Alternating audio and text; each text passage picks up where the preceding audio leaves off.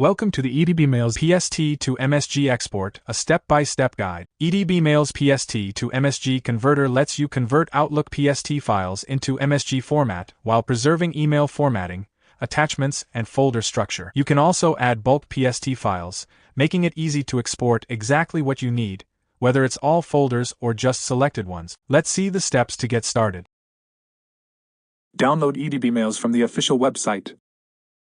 Click Download EdbMails. Click EdbMails Setup File. Complete the installation process on your system.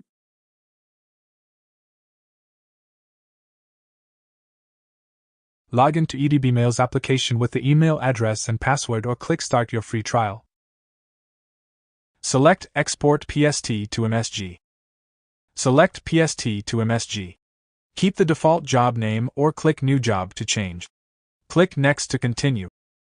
Click on Add Files. Select the PST files. Click Open. Click Browse. Select the location to store the exported data. Click Next to continue. Select the PST files for export.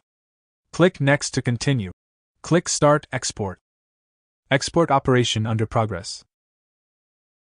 Upon export completion, you will receive the export completion message. Click the View Logs button to get the export operation report.